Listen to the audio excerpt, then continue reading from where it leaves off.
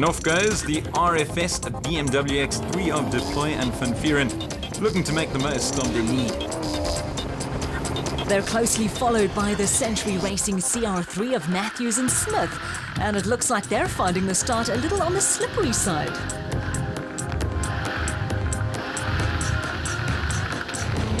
The next production vehicle off is the Ford Racing Ranger of Visser and Badenhorst. Back to the leaders Deploy and Van Vuuren. They said after the prologue that it was the kind of route and terrain they like, and they're certainly proving it now. Now Matthews and Smith wrong slotted a few times during the prologue. There's a fork there, let's hope they didn't do the same.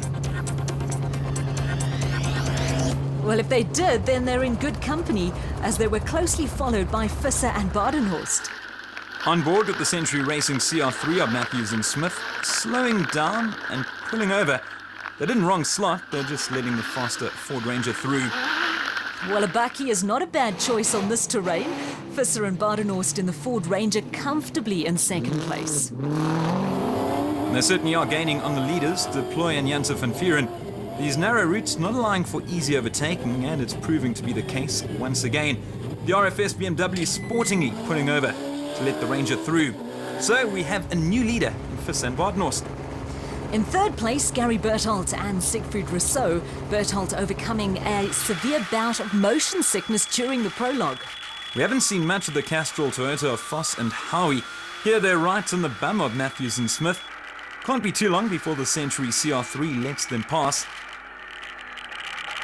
And there we go. The Hilux given clearance to make their way through.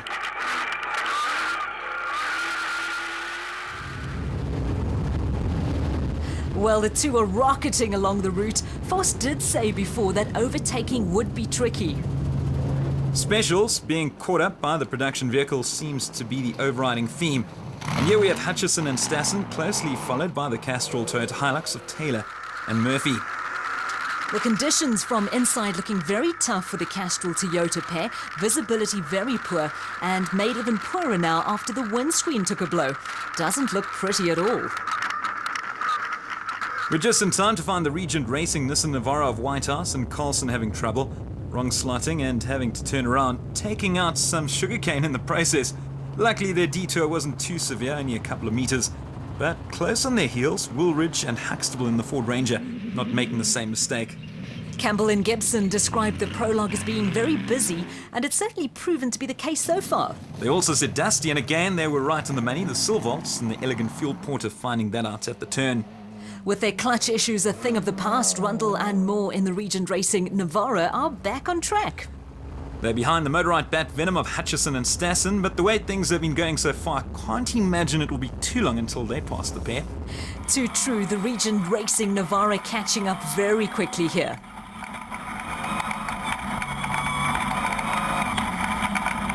And Hutchison gives way accordingly, letting the Nissan through.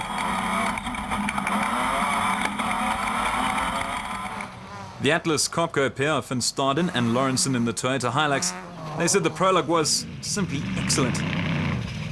Back with Varese in the PHB Bat Spec 4, and hopefully no more wrong turns for them.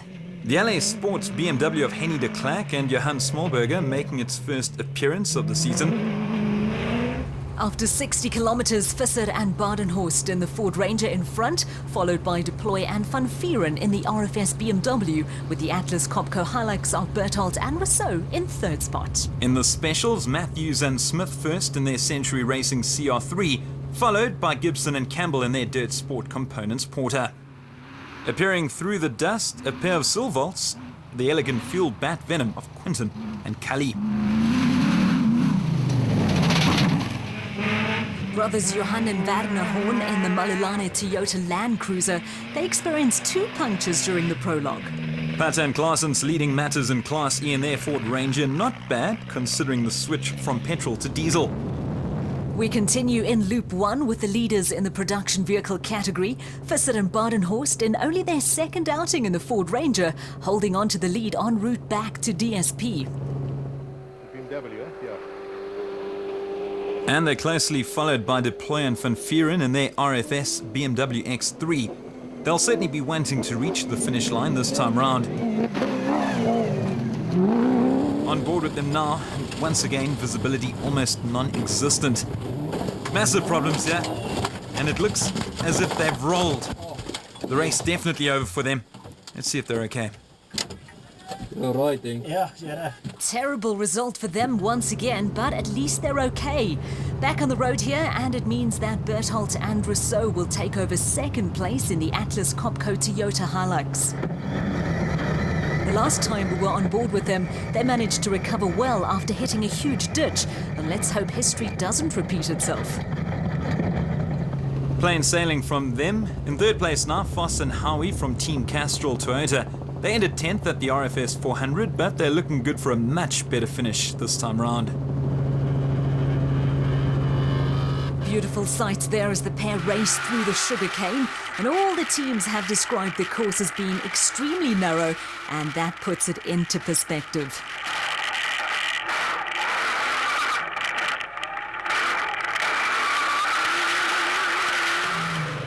Not far behind them is the second Castrol Toyota pair of Taylor and Murphy. Despite the severely damaged windshield, the Hilux is motoring, and here they're overtaking the Regent Racing pair of Whitehouse and Carlson. Whitehouse described the route as being very difficult for drivers, and his words are certainly ringing true there. Here we have the leaders in the special vehicle category, Matthews and Smith from Century Racing, entertaining some of the many spectators in attendance on the Nkomazi 400. On board with the two now, and it looks as if they're struggling somewhat. They certainly have picked up a problem, going straight into the grass, sending spectators scurrying. The result, a puncture. And that's allowed Gibson and Campbell in their Dirt Sport Components Porter to take the lead. Father and son Hammond and Vickard Silvolt in the Elegant Fuel Porter holding on to third place. Back to the productions, and it's Rundle and Moore just inside the top 10. Helicopter footage giving us the perfect view of the Motorite racing Bat Venom of Hutchison and Stassen, who appear to be having problems and giving up 2 places in the process. Van Staden and Lawrenson looking good in their Atlas Copco Toyota Hilux. The Farees PHB Bat Spec 4 absolutely caked in dirt. Well, a far cleaner Elegant Fuel Bat Venom close behind them, driven by Quinton and Kali Silvolt. Dirk Patter still leading the Class E race despite his left door looking anything but good. Jason Fenter and Vincent van Alleman in their Trisim Racing Toyota Hilux, the new leaders in Class D after the horns in the Malulana Toyota Land Cruiser were forced to retire because of a broken clutch. Now they started in second place, but the Ford Racing pair of Visser and Badenhorst arrive at the DSP in first place in the production vehicle category. And they're followed by Berthold and Rousseau in the Atlas Copco Toyota Hilux. We caught up with some of the leaders. It's nice to be in front, and it's a nice route. The second section in the mountains are quite dangerous and high, but fortunately this man can keep the car on the road. What's it like out there? Yeah, it's very tight, very treacherous. You really have to watch exactly where you're going.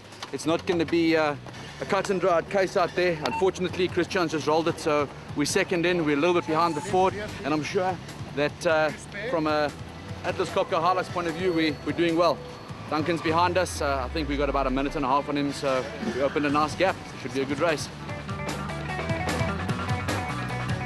Not too bad at the moment. Up in the forest there's a bit of mist.